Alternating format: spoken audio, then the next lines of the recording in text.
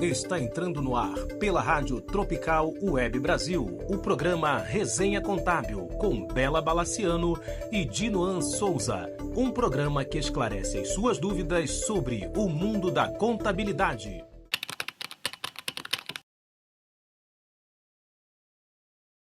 Olá, boa tarde a todos. Meu nome é Dinoan Souza e junto com a Bela Balaciano apresentamos o programa Resenha Contábil. Hoje o nosso programa nós vamos falar sobre investimento e as boas práticas no mercado. Antes de começarmos e antes de apresentarmos as nossas convidadas, vou passar algumas informações e depois, como sempre, a Bela fará as apresentações. Bom, a ECD, o prazo termina no dia 30/6. Termina também no dia 30/6 a negociação de dívidas com a Prefeitura da cidade do Rio de Janeiro, o programa Carioca em Dia 2025. Nele você pode parcelar ISS, IPTU, ITBI e as taxas que não estão inscritos na dívida ativa. E os fatos também ocorridos até 31 de dezembro de 2024. No dia 16/6, o Banco Central lança o PIX automático. Semana passada nós já falamos disso. Como o assunto é investimento, coloquei de novo na pauta para lembrar que vão ser pagamentos recorrentes. Não vamos entrar mais no assunto, só mesmo avisando que no dia 16 ele começa a funcionar. Ontem também foi publicada a medida provisória 1303 e nela aborda várias alterações nas regras tributárias. Também não vou entrar nesse mérito, só falando que as novas regras, na sua maioria, vão passar a valer a partir de 1º de janeiro de 2026. E com ela, o fim da tabela progressiva. Esse é um dos itens mais importantes, assim, na minha opinião. As pessoas vão ter que se habituar a não usar mais a tabela progressiva. E aprender a trabalhar novamente. Essa que é a verdade. Bom, Bela, apresenta aí melhor as nossas convidadas. Bom, boa tarde a todos. Hoje é o Dia dos Namorados. Eu quero dizer para vocês para aproveitarem bastante, que vale a pena, tá?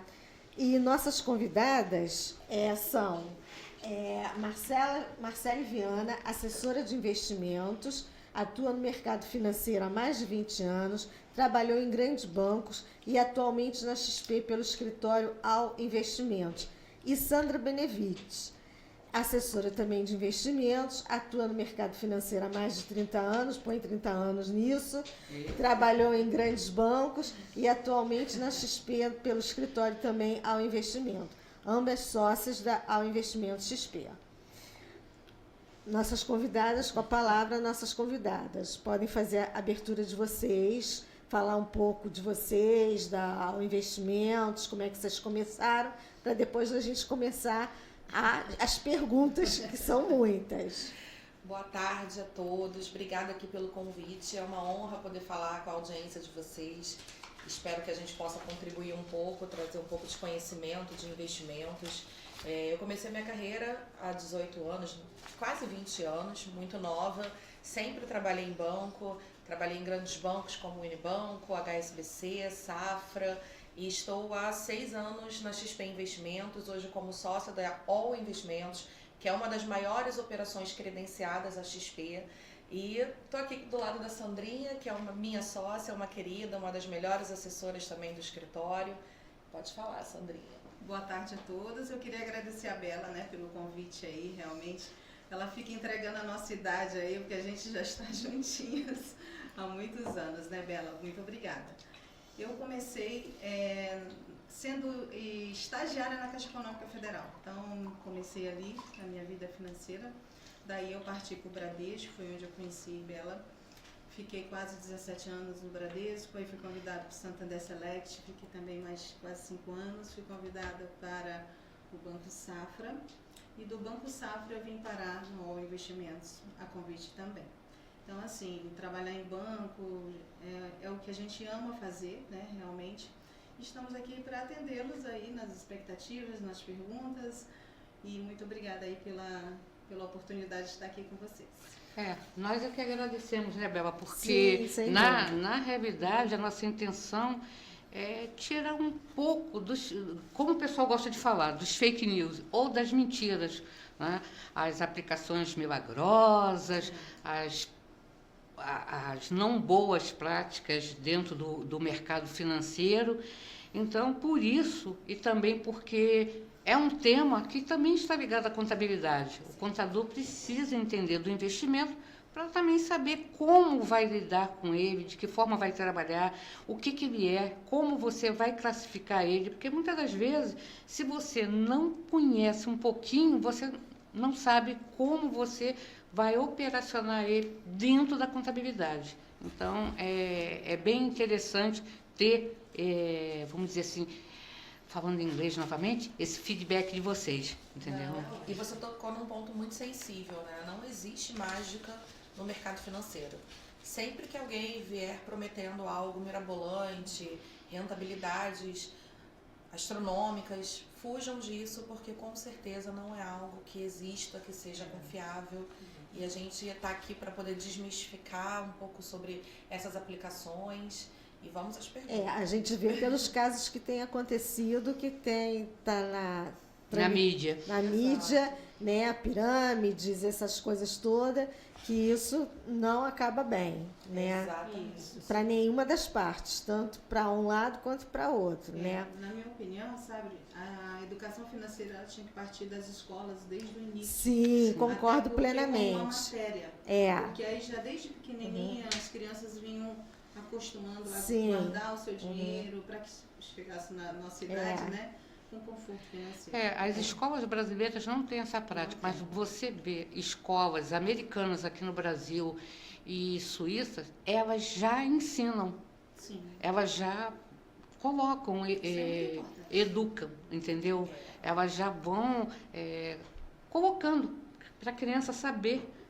Se a criança recebe R$10 ou R$100, como que ela vai usar aqueles R$10 de forma que ela tenha sempre alguma coisa, ou como ela vai também, vamos dizer assim, usar R$100, dar o patamar de baixo e de quem tem mais, como usar sabiamente, né, o que você tem, né? Já existem alguns projetos de leis em alguns estados sobre educação financeira e a sua obrigatoriedade nas escolas. A minha filha, ela estuda num colégio que tem educação financeira e ela só tem 6 anos e já tem alguma iniciativa nesse sentido, claro, de forma muito lúdica, alguns livrinhos, então a gente já percebe alguma melhoria, mas, como a Sandra falou, isso deveria ser obrigatório e não somente para uma criança que tem a oportunidade de estudar num colégio privado, mas principalmente no colégio público, na educação pública, todos deveriam ter acesso. Por mais que eu trabalhe no mercado financeiro a vida inteira, eu posso dizer para vocês que educação financeira é diferente do que a gente faz.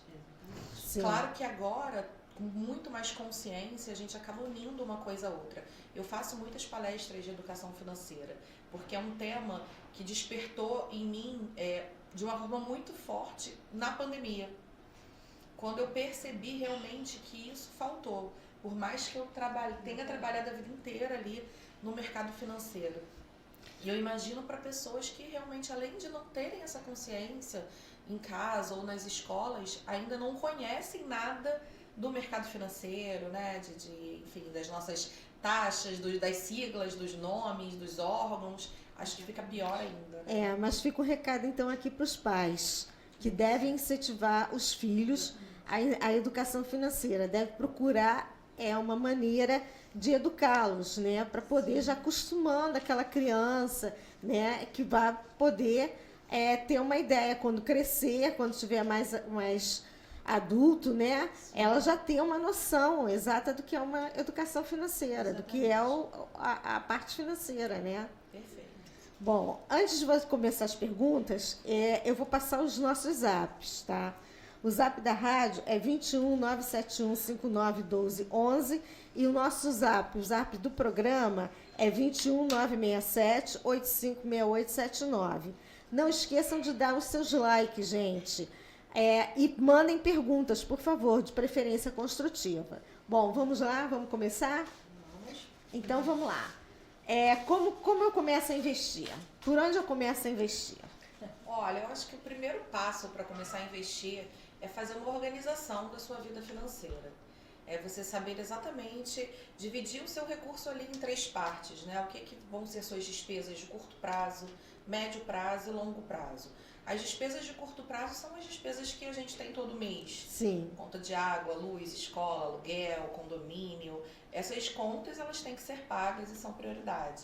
As contas de médio prazo talvez seja uma viagem, uma troca de imóvel, de automóvel. E longo prazo é a aposentadoria.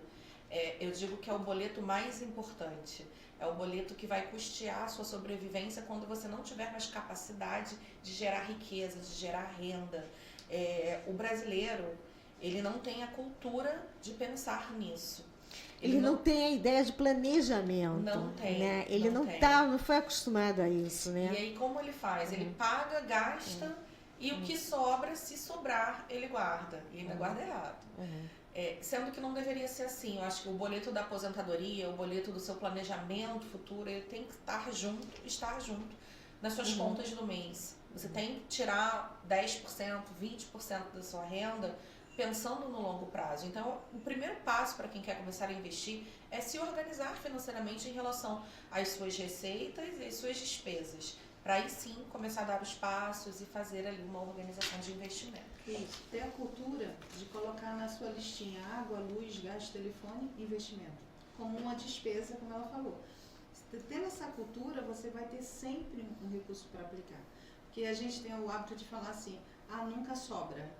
Não, quando sobra eu aplico, né? Aquela coisa. E nunca sobra. Porque as coisas aumentam, tudo fica muito mais difícil. Então, é ter a cultura de todo mês, por mínimo que seja, colocar um pouco no investimento. Sim. Como planejar os investimentos dos seus numerários? Eu acho que quando você consegue já organizar suas finanças e entra na etapa do planejamento, de realmente ver para onde irão os recursos, é muito importante que a gente faça o que a gente chama de perfil do investidor. Onde a gente vai determinar se a pessoa é conservadora, se o cliente é conservador, moderado, arrojado, e identificar quais os produtos para cada perfil, que a gente chama de suitability, né? O nome em inglês. É difícil a gente fugir, né? Das siglas e dos nomes americanos. Então, esse perfil do investidor, ele vai ser determinante na escolha dos ativos que vão compor a carteira do cliente. E aí, sabendo esse perfil, a gente consegue auxiliar o nosso cliente a planejar melhor os seus investimentos. Existe algum site ou algum lugar que você possa ter uma ideia de tabela, de como planejar seus gastos, como organizar? Existe isso? No nosso escritório a gente tem alguns e-books, até no nosso site, www.allinvestimentos.com.br, que a gente fornece e está acessível aí para quem quiser. A XP também tem sua plataforma educacional, que é a XP Educação. Dentro da XP Educação você encontra muito conteúdo grátis, muita informação pertinente, muito material, planilha, e são fontes confiáveis que qualquer pessoa pode entrar, buscar, se informar e conseguir aprender um pouquinho mais sobre essa organização financeira e sobre esses primeiros passos, né, que são tão importantes na decisão de investimento. Mas eu costumo dizer o seguinte, dificilmente um médico ele vai conseguir ter uma profundidade em aprender sobre investimento, porque o tempo dele, ele está exercendo a profissão. Sim. E o tempo livre ele está com a família ou estudando sobre a própria carreira, sobre, né, a sua profissão e tudo que envolve a sua profissão. Uma das coisas mais importantes é também você ter um profissional de confiança. Sim, claro. É você ter um local seguro, uma pessoa que você realmente sabe que vai cuidar dos seus recursos, estabelecer uma conexão de confiança com esse profissional, para aí sim você conseguir construir, dar os passos e começar a construir. Você tem, né? Tenho, uma profissional de confiança, né? Eu adoro brigar com ela. E não faz diferença? Faz, claro. Isso. Claro que no faz. No fim do dia dá tudo certo. Dá tudo certo. Tanto que dá saber com quem brigar. Tanto que dá certo já tem 30 anos essa parceria, né? E completando aqui o que a Marcela falou, a gente tem que ter objetivo, Marcela falou, tem que ter objetivos futuros, assim, planejar. Poxa, eu quero comprar um imóvel, então se planeja para isso. Vamos juntar o dinheiro, ter entrada ou financiar, que seja, né? O importante é isso, começar do zero. Não deixar para, quero comprar hoje um imóvel, olho para o lado, não tenho investimento, não tenho entrada, não tenho nada. Isso é muito ruim, né? Ela sabe que eu venho há anos planejando a minha aposentadoria, ela sabe disso, né? Tanto que sempre briguei com ela. Não, eu quero assim porque eu quero dinheiro para minha aposentadoria. Sempre nós brigamos dessa forma. É uma briga boa, né? É uma briga boa, com certeza. Então, eu agradeço. Briga de amigas. Realmente, ela me acompanhou em todos esses bancos que eu falei. Ela muda e aí me liga. Agora eu tô aqui, agora eu tô ali. Aí eu sou obrigada a ir no mesmo caminho que ela. Né? Seguir, né? Seguir o caminho. Bom. Uma coisa que o pessoal também fica muito receoso.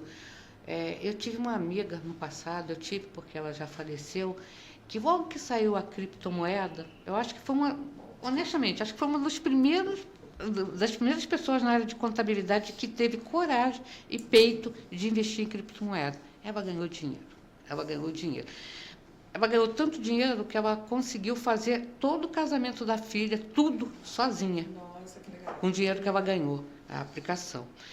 Mas hoje ainda tem as criptomoedas. E eu pergunto para vocês, até que ponto e onde localizar as aplicações em criptomoedas que sejam confiáveis?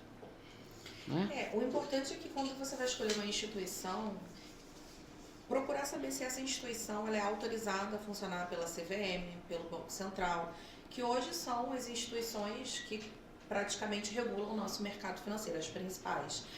Porque, da mesma maneira que você encontra plataformas seguras e confiáveis, onde o cliente ele pode acessar e comprar criptomoedas, criptoativos, tem lugares que a gente não recomenda, como a Bela falou no início, né, pirâmides financeiras, pessoas que prometeram absurdos. Eu sempre falo o seguinte, quando você precisa transferir seu recurso para um terceiro administrar, a gente tem que ter um cuidado muito grande.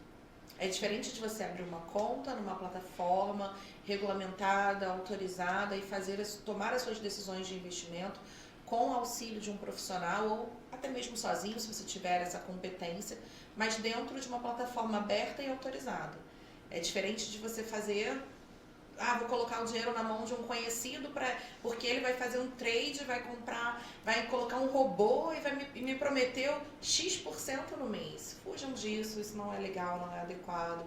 É lógico que a gente, quando pensa no mercado de criptoativos, criptomoedas, ele é um mercado mais volátil do que a renda variável. Então o cliente ele tem que ter um perfil para suportar esse tipo de oscilação, porque da mesma forma que o cliente pode dobrar, triplicar o capital na linha do tempo, ele também pode perder tudo. Exatamente. Ele pode ver o seu patrimônio sendo deteriorado. Então, saber dividir as caixinhas é muito importante. Então, se eu tenho um patrimônio, eu preciso colocar ele, de acordo com o meu perfil, em ativos seguros, 50% em renda fixa, 30% em fundos multimercados, 10% em ações, 10% eu vou colocar em alternativos. A depender de perfil, esses percentuais também vão mudar.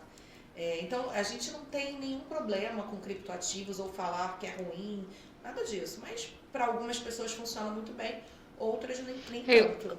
É igual ações, né? Da mesma forma. A pessoa tem que ter a capacidade de suportar as oscilações, né? Além de que tem que conhecer também, né? Ações você tem que conhecer muito para poder estar movimentando, porque senão você cai bem mesmo, entendeu? E hoje em dia tem fundos que fazem só com criptomoedas.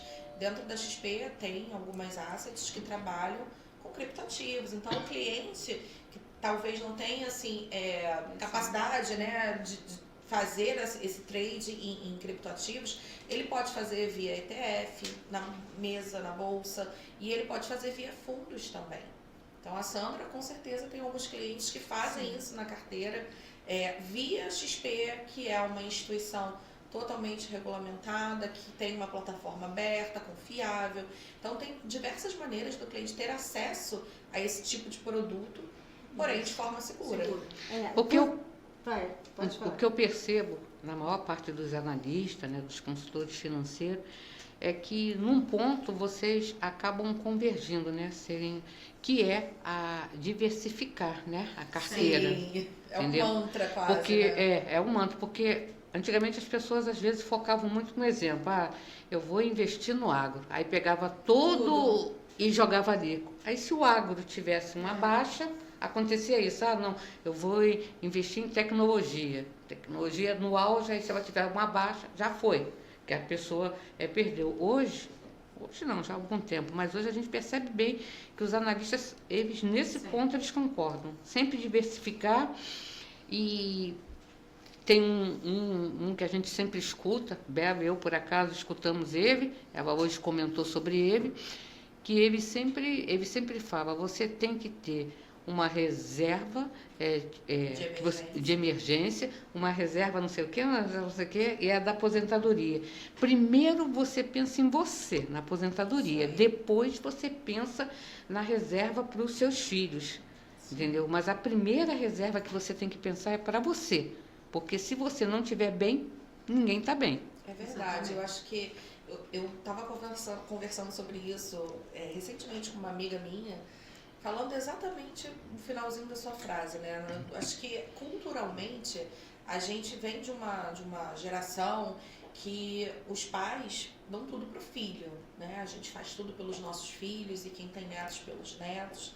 E poucos se preocupam com a sua aposentadoria, com a sua sobrevivência.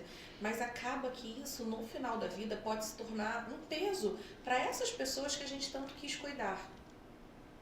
E eu falei sobre isso esses dias, que o maior legado que eu quero deixar para minha filha é que ela não precise cuidar de mim quando eu chegar numa etapa de me aposentar, de parar de trabalhar. É claro que quando eu falo de não cuidar, não é visitar, não é dar amor, mas é que ela não tem uma responsabilidade com a minha subsistência, porque isso é muito importante, que eu possa ali ter uma aposentadoria onde eu consiga custear meu padrão de vida, onde eu consiga me bancar sem precisar de complemento de filho ou até mesmo, enfim, de cuidados, que eu possa ter essa condição de suportar esses cuidados. E isso é muito difícil de você ver na geração antes da minha até um pouco, né? Hoje a Sandra ajuda a cuidar da mãe dela, né? Sim. Ela estava falando sobre isso agora há um tempo atrás. Tenho certeza que faz com o maior prazer do mundo, não tenho dúvidas. Mas é algo que eu tenho certeza que ela não quer que os filhos dela passem. Eu falo muito isso lá em casa. Minha mãe hoje é a minha filha, né? Ela deixou de ser a minha mãe. Então, assim, eu tenho um filho de 15 anos e eu fico assim, mesma coisa que ela falou. Eu quero, na idade da minha mãe, poder ter condições de me sustentar ou ir para um local que eu seja acolhida, alguma coisa assim. Eu não ficar dependendo, assim, do meu filho, né? É isso. Mas basta ter um planejamento, a gente se organizar. Isso a gente tem que... É uma cultura no Brasil que a gente tem que acabar. A gente tem várias culturas erradas, né? Você vê que aqui no Brasil, diferente da maior parte do mundo, é um dos poucos países que os pais lá fora, em outros países, eles preparam os filhos para as suas vidas. Eles pagam até a universidade e jogam para o mundo. Aqui no Brasil, você vê que os filhos continuam com seus pais ad eterno. E às vezes casam, separam, voltam para a casa dos pais. Entendeu? E assim vai. Porque não teve aquela eu vou cuidar de você até a universidade, depois você vai para a vida e vamos continuar. A sua história. Você vai criar, né, a sua própria vida. É lógico, os laços, os relacionamentos vão continuar. Sim. Mas não se tem isso. Então, o que você acaba vendo é que a minha geração, que é diferente da de vocês, né, a minha, da Bela, que é uma geração que nem se quase ouve falar, né? E a nossa geração, você vê casos que se esse, vamos dizer assim, chefe do lar, não importa se é homem ou se é mulher, né, mas esse chefe do lar não pode desaparecer, é uma figura importante, faz parte da economia da família. Bora todo mundo junto e conta com a renda daquele, vamos dizer, daquele idoso, daquele familiar sênior, né? Como o pessoal gosta de falar, daquele familiar. Então, quer dizer, é uma coisa que tem que começar a mudar, né? As pessoas têm que entender e começar a ter o cuidado, né? De se preparar melhor, né? Para o futuro, entendeu? Sem dúvida. Bom, atropelando um pouco, que eu me lembrei agora, como é que está a situação dos fundos de investimentos? Mas em relação a quê? Como é que estão os fundos? Desculpe, mas eu não tenho acompanhado muito tempo a situação dos fundos. Como é que estão? Eles continuam da mesma forma? A tributação continua sendo a mesma? As aplicações dos fundos continuam sendo a mesma? Existe o fundo de curto prazo, o fundo de longo prazo? Sim, por enquanto sim, né? Mas ontem mesmo saiu uma mudança importante sobre a questão do imposto de renda sobre algumas aplicações, que aumentou um pouco a carga tributária de alguns fundos de investimentos, assim como de câmbio, assim como IOF. E isso é um tema bem delicado, acho que é um papo para uma hora de conversa. Então, falando um pouquinho de fundo, não sei se você tocou nesse sentido. Existem os fundos DI, né, que a gente busca um pouco mais a liquidez, tem a rentabilidade de curto prazo, assim, você sair rápido, sair das áreas. Mas tem fundos que dê 30, então fundos às vezes de multimercado que com essa economia que nós estamos, realmente a procura diminuiu um pouco, né? As pessoas foram, hoje com a taxa de juros do jeito que está mais alta, as pessoas foram procurando outros tipos de produtos, às vezes uma LCI, uma LCA, porque tem um pouco mais segurança. Então, assim, os fundos continuam aí. O que ela está falando é para a gente não entrar em detalhe no sentido dessa nova polêmica. Que está surgindo. Hoje continua tudo igual, começa com 22,5% até 15%. A polêmica da MP é que os fundos vão ser tributados em 17,5%. E não vai ter mais o regressivo. Não, né, e ainda vai ter a taxa de 5%, talvez, né? Da Previdência. Não, isso já está determinado. Já está determinado, vai ter a taxa de 5%, isso que vai incidir sobre o VGBL, só que vai ser de uma forma regressiva, diferente do IOF, que o impacto já começou no dia seguinte. Essa vai começar de uma forma mais regressiva. Se eu não me engano, até o final do ano, o cliente ele não pode aportar mais de 300 mil em VGBL, senão ele vai pagar 5% sobre o que exceder de IOF. E a partir do ano que vem, esse limite se estende para 600 mil reais. E esse limite de 300 mil para esse ano, ele é por seguradora. Mas a partir do ano que vem, ele é por CPF. E aí, o que exceder esse limite vai incidir 5% de IOF. Marcele e Sandra, tem uma coisa que as pessoas ainda estão, assim, bastante... a gente tem bastante dificuldade. Não sei se vocês vão poder ajudar ou ter uma ideia. Cheguei a comentar com a Sandra. A maior dificuldade, não são com todos, lógico. Um exemplo aqui, já que a gente falou os nomes, não tem problema. Não é com a XP, não é com a Nubank, não é com algumas, mas tem muitas aplicações, ações, criptomoedas, enfim, várias aplicações que nós temos dificuldade em conseguir o informe de rendimento. Existe algum lugar aonde se possa reclamar, dizer, olha, a operadora tal não fornece o informe de rendimento, ou a empresa tal, se existe algum lugar, ou se é desse jeito mesmo o mercado. Se não é muito séria, isso também aconteceu na parte imobiliária, né? Vários, eu já ia falar um nome aqui, vou ser processada, vários não estavam fornecendo informe de rendimento, e aí a Receita foi em cima, buscou 5 anos e obrigou vários a dar o informe de rendimento, e muita gente está tendo que retificar os últimos 5 anos do imposto de renda, porque não informava os aluguéis que recebiam, principalmente temporadas. Sim, você vê. O Airbnb, acho que há 2 anos atrás, que mudou lá a sua política, obrigando que a pessoa que tem ali um aluguel, né, que tem um imóvel alugado, ele consiga declarar. ela tocou nesse assunto por um motivo.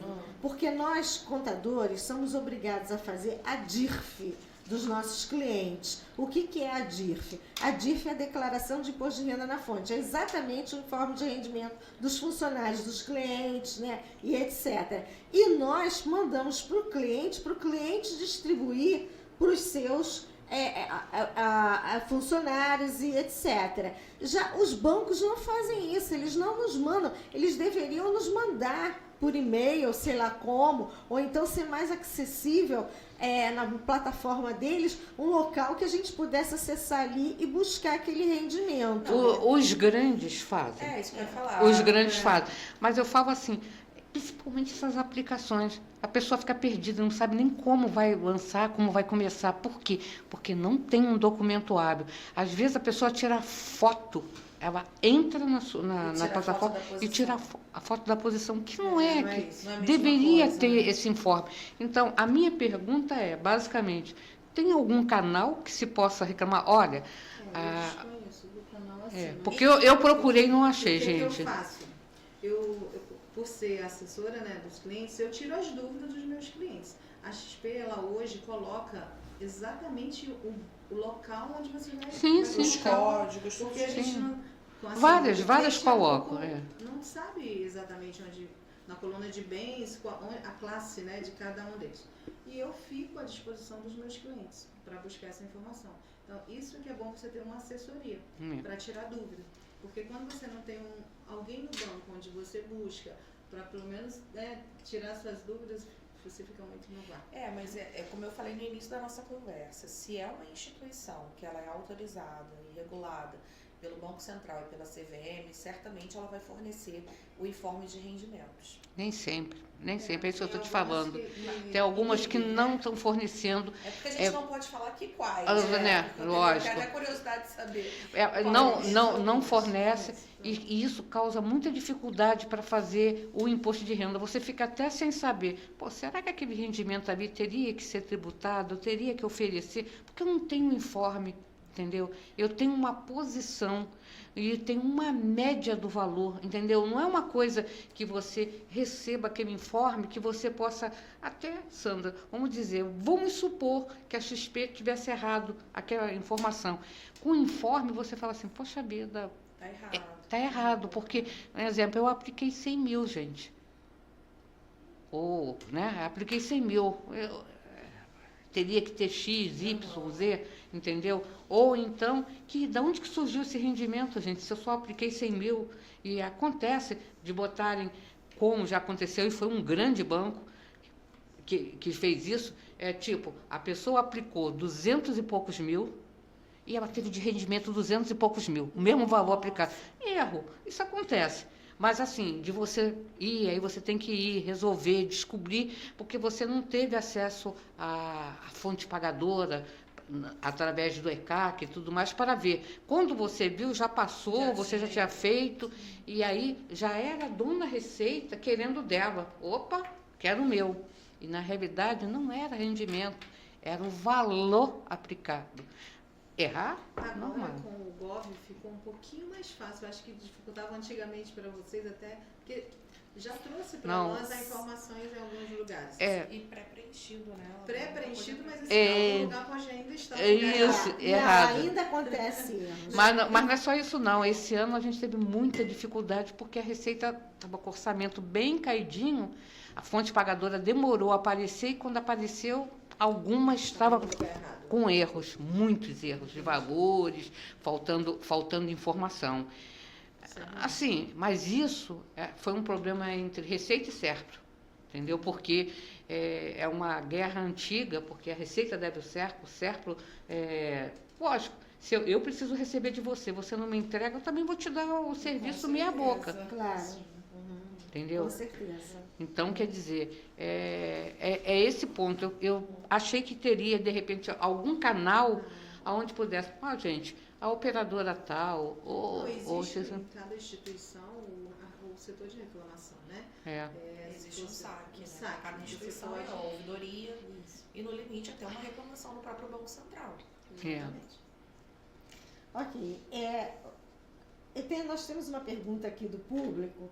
Qual a melhor aplicação para quem tem um valor com previsão de uso somente em 2030? Olha, a gente está em 2025. 5 anos é um prazo Eu ia médio dizer isso. para um investimento. Então, a gente consegue ali trazer um pouco mais de amplitude a nível de ativos para o cliente poder escolher. Mas, como eu disse, tudo vai partir do princípio de qual vai ser o perfil do investidor. Se é uma pessoa muito conservadora, a gente pode oferecer, de repente, um título público com um prazo adequado ao que ele precisa. Se é uma pessoa que aceita um pouquinho mais de risco, a gente já pode navegar ali num fundo multimercado, num fundo de ações, em ativos um pouco mais sofisticados para esse cliente. Então, depende muito do perfil do cliente e do objetivo do recurso. Então, aí eu vou pular. Eu consigo aplicar todo mês R$300 em que tipo de investimento, considerando que é para ser usado em 2027? Consegue. O próprio Tesouro Direto, no próprio título público, você consegue entrar com valores muito pequenos, e R$100 você consegue ter acesso a um título público. Tem fundos de investimentos na própria XP Investimentos, que também a partir de R$100 o cliente consegue ali ter acesso e fazer um investimento, assim como na Bolsa. Tem ações que você consegue comprar com um capital menor ainda do que R$100. Então, R$300 por mês o cliente já consegue sim iniciar ali suas aplicações. A própria previdência privada, se ele tivesse um prazo mais extenso, como ela falou, em 2 anos, a nossa recomendação é que sejam ativos que não tenham risco. Porque 2 anos para investimentos é um prazo ainda curto. Não é curtíssimo prazo, mas ainda assim é um curto prazo. Então, acho que a nossa recomendação aqui é que sejam ativos que não tenham muita volatilidade, que não oscilem muito, para que ela não tenha nenhum prejuízo que a impeça de usar o recurso quando ela estiver precisando. E tem que levar em consideração que às vezes a pessoa fala assim, eu quero aplicar R$300. Aí na diversificação ela fala, eu quero ganhar mais. E no ganhar mais, ela arrisca um pouco mais e na primeira queda desespera. Né? Ela fala assim, não, quero tirar daí, não é meu perfil. Então, assim, a gente precisa conhecer o perfil do cliente até para orientá-la da melhor forma possível. É o primeiro passo, né? A próxima pergunta fica para depois do intervalo. Ok. Tá bom. A Marcele e a Sandra precisam beber água, gente. Então vamos ao intervalo. Daqui a pouco a gente volta.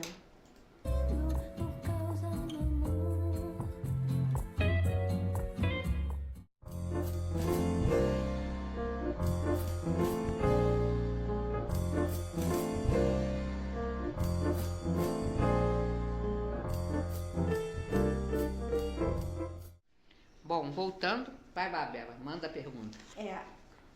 Existe uma dificuldade de como calcular o percentual de tantos por cento do CDI. Como é que eu calculo o percentual de tantos por cento? Porque fala assim, a aplicação é tantos por cento do CDI. Como eu calculo esse tantos por cento do CDI? Olha, hoje a gente vive num país que está com uma Selic elevadíssima. A nossa taxa básica está em 14,75. O CDI, ele é sempre um pouquinho abaixo da Selic. Então, o CDI está em torno de 14,65. Então, quando a gente fala 100% do CDI, a gente vai entregar 14,65, numa média. É lógico que, se for um investimento pós-fixado, ele vai acompanhar o CDI. Se amanhã tiver uma nova reunião do Copom e for decidido que o CDI vai ser reduzido, naturalmente, quem tem investimento pós-fixado vai ter o seu retorno reduzido também. Se for uma taxa pré-fixada, aí já não impacta da mesma maneira, impacta de uma forma diferente. Da mesma forma que se o governo resolver, se o Copom resolver subir os juros, quem tem títulos pós-fixados também terá o seu rendimento aumentado. Mas como calcular, é uma conta de juros compostos, não é uma conta trivial. Pra gente que está no mercado financeiro, a gente faz isso na HP de uma forma muito simples, mas existe também online alguns simuladores onde o cliente consegue fazer essa conta. Os próprios bancos, eles já fornecem o que a gente chama de gross up, né, da taxa. Ele diz o quanto que ela representa no CDI, quantos por cento rendeu. Mas de uma forma simples, se ele colocar ali 110% da taxa, ele vai chegar num valor aproximado. Essa não é a conta exata, porque é um juros compostos, mas o cliente ele consegue ter uma noção aproximada, digamos assim. Ela não vai bater certinho, mas vai chegar muito perto. Isso, e quando o produto não tem imposto de renda, aí quando o cliente quer fazer essa conta assim mais ou menos, ele pega na calculadora, coloca ali, por exemplo, 91% do CDI, 91% de 14,65. Aí ele tem ali 13, alguma coisa aproximado. Ok. Vamos lá. O que vai afetar nas aplicações de LCI e LCA com a cobrança do imposto de renda e prazos? Vocês acreditam? Porque, por exemplo, eu só aplico em LCA e LCI. Ela sabe disso, né? Justamente por causa do imposto de renda. O que vocês acham? Vão diminuir as aplicações de LCA e LCI? O pessoal vai ficar mais arredio com essas aplicações? Olha, são muitos os impactos que podem acontecer com essa mudança, né, de imposto de renda. Na verdade, a partir do ano que vem, as novas emissões vai incidir um imposto de 5%. Sim. Então, um título que era isento passa a ter um imposto de 5%. Para as emissões que já foram feitas, não terá nenhuma alteração, mas para as próximas, sim, haverá. Isso vai afetar tanto o rendimento da aplicação, quanto também pessoas que querem fazer crédito imobiliário. Por quê? Os bancos que fazem crédito imobiliário, eles usam os lastros imobiliários, como os das LCIs, para poder terem ali, negociarem suas taxas. Se a gente tem um custo maior nessa emissão, naturalmente a outra ponta também sofre um pouquinho mais. Então, esse aumento de carga tributária, ele não vai impactar somente os investidores, mas também os tomadores, principalmente ali na E o prazo também, né? Vai mudar o prazo também, né? O prazo ele já tinha mudado. As emissões elas já tinham tido uma alteração em relação a limite de prazo. Isso. Eu não acho que vai mudar novamente em relação a isso. Porque eles chegaram a cogitar 6 meses. 6 meses, Mas não foi ainda não tá definido, né? Se vai mudar ou não. O que a Má falou o seguinte, se eu aplico menos na outra ponta, eu não vou ter, eu como banco, como emprestar no crédito imobiliário. Então, assim, se ocorrer a diminuição, eu afeto o segmento imobiliário. Inclusive o agro também, né? Sim, o agro a também. LCA para os investimentos de agronegócio, a LCI para os investimentos de imobiliário. É claro que a gente tem toda uma preocupação com os investidores, mas quando a gente pensa de uma forma macro, a gente percebe que não vão ser só os investidores que serão impactados. De alguma forma, toda a economia se movimenta, né, com essas mudanças. Eu estava brincando com uma amiga minha e falei, olha, a gente vai ter que estudar tudo de novo. Porque são tantas mudanças e tão recentes. E eu falo para vocês, bem-vindo ao nosso mundo, porque quase todo dia a gente tem que reiniciar. A gente tem que apertar o botão e reiniciar. E formatar a nossa maneira. HD, né? A gente tem as certificações obrigatórias para ser assessora de investimentos, que é a certificação da Ancor, mas a gente também tem outras no mercado financeiro. Se amanhã tivesse uma prova, eu ia ter que passar a noite estudando de novo, porque são muitas mudanças. A gente realmente tem que ali dar um reset no nosso HD e carregar de informações novamente. E vamos ver o que vai acontecer. Eu digo que nosso país é o seguinte, você dorme de uma maneira, você acorda de outra. Porque você dorme com algumas mudanças, acorda com outras mudanças. Então, você está sempre E nesse aspecto, você tocou num ponto muito importante que a gente fala muito com os nossos clientes, principalmente quando a gente fala de diversificação. Diversificar territorialmente, Bela. A gente não precisa investir só no Brasil. Tem formas de você investir no exterior, via XP ou fora da XP. Mas você consegue também ter ali uma diversificação a nível de território, porque hoje mais de 90% das oportunidades de investimentos estão fora do Brasil. Quando a gente pensa só em Brasil, a gente está se limitando ao que tem de melhor no mercado. Verdade. E hoje, graças a Deus, né, a nossa indústria ela nos permite ter acesso a essas aplicações. E não precisa ter grandes fortunas para ter acesso a esse tipo de aplicação. Existem várias plataformas que o cliente ele pode começar com pouco. Na XP tem a conta XP Global, que dentro do aplicativo da XP o cliente tem acesso a algumas aplicações internacionais custodiadas no banco americano onde ele consegue ali proteger um pouco do seu capital de uma forma macro total, né? Não somente Brasil. De 3 anos para cá eu percebo três clientes meus que mudaram totalmente o perfil. Agora, a maior parte das economias que eles possuem estão aplicadas lá fora. Vale a pena. E está assim, falando, tá Estados Unidos, Suíça, por incrível que pareça, Canadá, entendeu? E México. Eu fiquei espantada da pessoa ter essa aplicação, mas, cara... A pessoa fica com medo do Brasil, né? Do Brasil. Eu vou aproveitar, Bela, marcar sua reunião aqui de conta internacional. Vocês estão me fazendo lembrar do meu avô, né? Meu avô, que já faleceu há 30 e tantos anos atrás, meu avô foi imigrante, né? Ele veio do Oriente Médio, essa coisa toda. E eu me lembro dele, eu me lembro garota, e eu me lembro, ele dizia assim, aprenda a investir em ouro, porque o ouro, para onde você for, você tem sempre dinheiro. Tá na você máxima vende. histórica. Isso daí é uma cultura milenar. Milenar. Ele sempre dizia isso. O ouro, ele é um dos principais instrumentos de hedge da economia. Exatamente. O hedge é a proteção contra da carteira.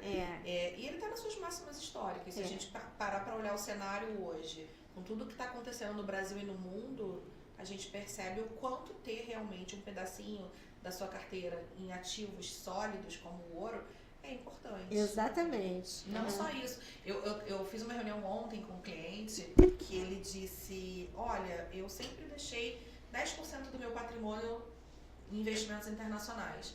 Eu quero agora botar 30%. E eu não vou julgá-lo, né? Eu acho que cada cliente tem que ter um pedacinho, porque hoje a gente gasta em dólares. Nosso consumo é dolarizado. Sim, totalmente. Dolarizado. Então, essa conta não fecha. Como eu gasto em dólares e invisto em reais somente? A conta não fecha. A gente precisa ter uma fatia do nosso capital investido em dólar. Lá no nosso escritório, na All Investimentos, a gente tem vários profissionais super competentes para acompanhar os assessores nesse sentido. A gente tem o Henrique Busquá, que é nosso estrategista-chefe, que tem aí mais de 40 anos de mercado financeiro. Além dos nossos assessores, como a Sandra, que vocês já conhecem, eu também estou apta a falar desse mercado. Temos a nossa advisor Caroline Siqueira, entre outros profissionais que nos acompanham no nosso escritório, que, como eu disse, hoje é uma das principais operações da XP, que estão muito aptos a fazer uma reunião de mercado internacional, nacional, falar sobre economia, sobre mundo, muito melhor do que eu, né, Sandra? Você fala muito bem.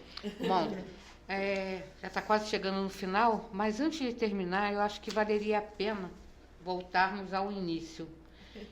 O que é o início? É vocês falarem novamente da educação financeira. Replicar o que vocês falaram, comentar novamente aonde as pessoas vão buscar informação, aonde elas se atualizam e por onde começar, né? O beabá, né? Lógico que vale ainda o que a Sandra falou e que a gente sabe.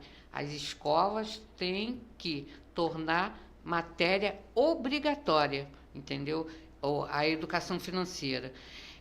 Tudo bem, eu já escutei de gestores de escola falarem, mas isso é a mesma coisa que querer que nós façamos a parte dos pais, façam a educação. Não, gente, a educação financeira tem que ser ensinada, entendeu? A escola tem uma grande responsabilidade na educação dos jovens, né, das nossas crianças, porque é óbvio que eu vou falar o exemplo da minha casa, porque é a minha realidade. A minha filha, ela hoje passa mais tempo na escola do que comigo.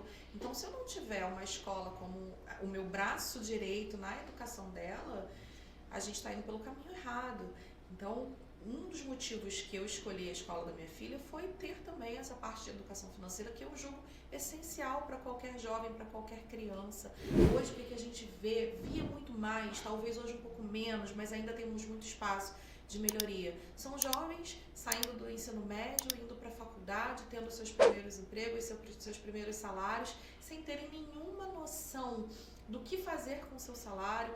Aí entram em cartão de crédito, se endividam completamente, tomam um empréstimo, precisam declarar imposto de renda, aí eu entro no ramo de vocês, não tem noção do que é isso, nem o básico. Quem, óbvio, faz economia, administração, contabilidade, vai saber porque é a formação.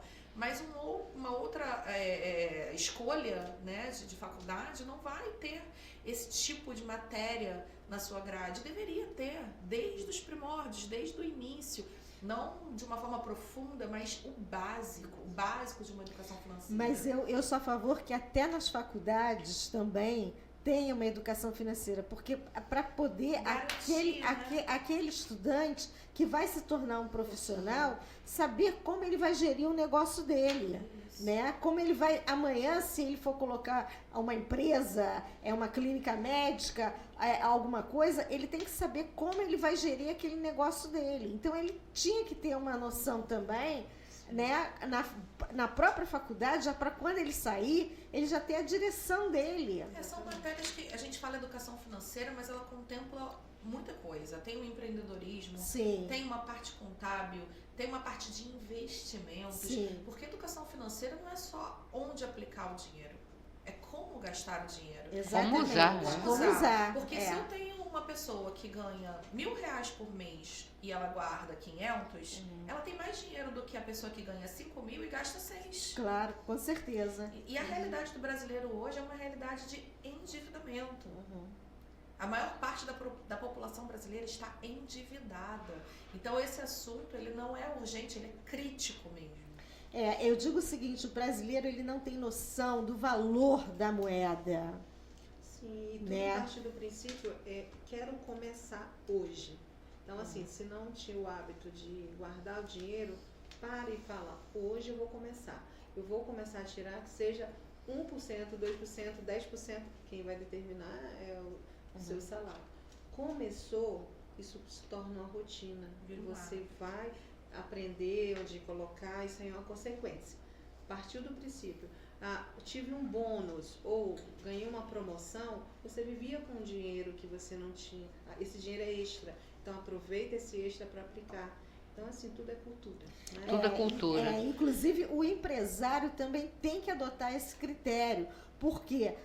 E não pegar o dinheiro todo da empresa